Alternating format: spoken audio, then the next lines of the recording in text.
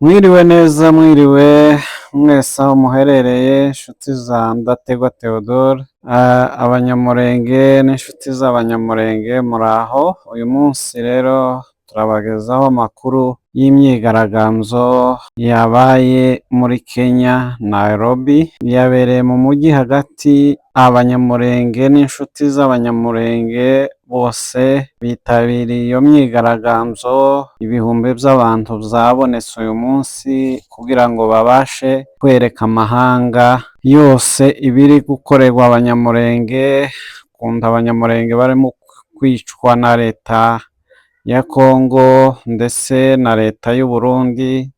Abariya bose bafatikanije kurimbura abaturage, P5, abazalendo n'iriya koalisiyo yose harimo abacancuro.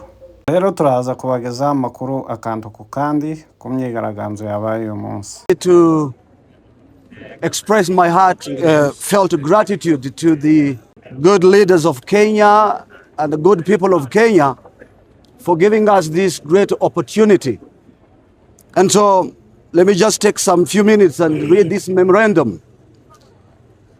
To international stakeholders, East African community, diplomatic missions, and human rights organizations from Banyamulenge community in Kenya, April 2026. Subject: urgent alert, systematic violence and humanitarian crisis facing the Banyamulenge community in Eastern DRC. 1. Executive summary. This memorandum serves as a formal alert regarding the deteriorating security and human rights situation targeting the Tutsi Banyamulenge community in the Eastern Democratic Republic of Congo. Current indicators reveal a systematic campaign characterized by dehumanization, the total destruction of economic livelihoods, and targeted military operations. We urgently request immediate international intervention to prevent further escalation toward a humanitarian catastrophe and ensure the protection of vulnerable civilian population. 2. Historical context. The politicization of identity. The current crisis is fueled by a long-standing manipulation of indigenous versus non-original identities used to marginalize Rwandan Congolese. South Kivu, Banyamulenge. Despite a documented presence in the high plateaus since the 18th century, the Banyamulenge have faced repeated attempts at political disenfranchisement since the 1970s. North Kivu, Tutsi.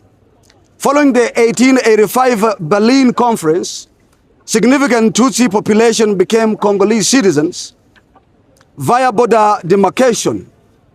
Labeling these groups as newcomers is a factual inaccuracy used to justify exclusion.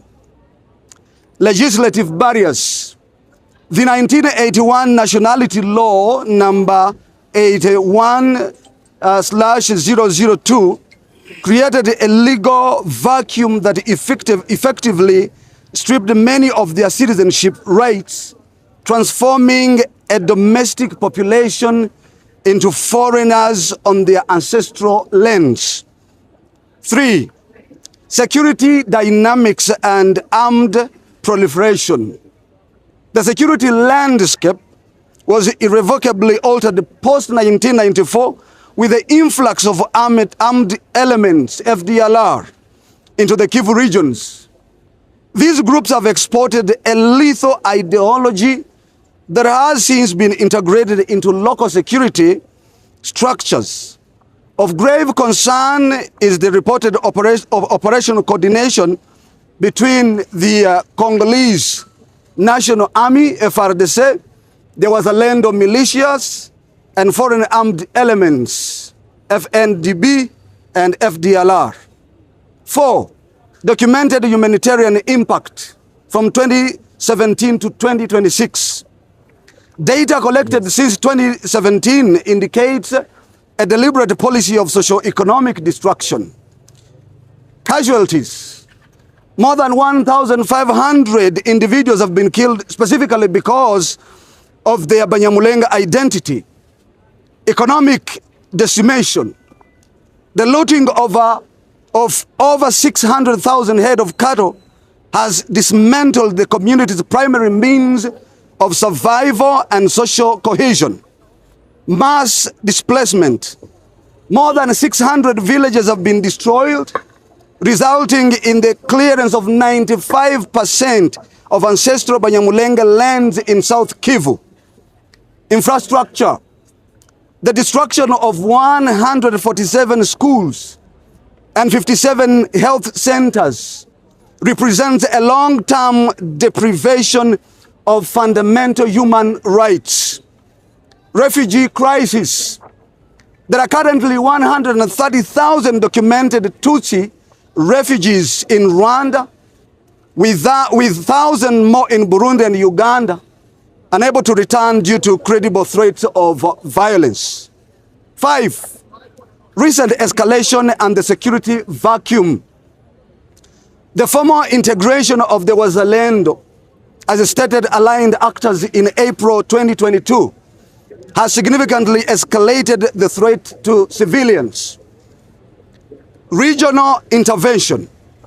Since 2023, the presence of over 10,000 Burundian troops in the high plateaus has coincided with increased civilian blockades rather than de-escalation. Uvira emergency. Following the security vacuum left by the AFC M23 withdrawal on January 15, 2026, 98% of Banyamulenge families fled Uvira due to a lack of neutral protection. Currently, 1,201 persons remain stranded in Kamanyola without basic aid. Area operations. Since early 2026, the use of heavy weaponry and drones in Minembwe has led to the destruction of 40 additional villages, signaling a shift toward more lethal warfare methods. 6. Recommendations for multilateral action. To uphold the responsibility to protect, we propose the following measures. Diplomatic engagement. Facilitate high-level dialogue with the African Union, AU, to ensure the immediate cessation of hostilities and the withdrawal of non-neutral foreign forces. 2. Humanitarian corridors.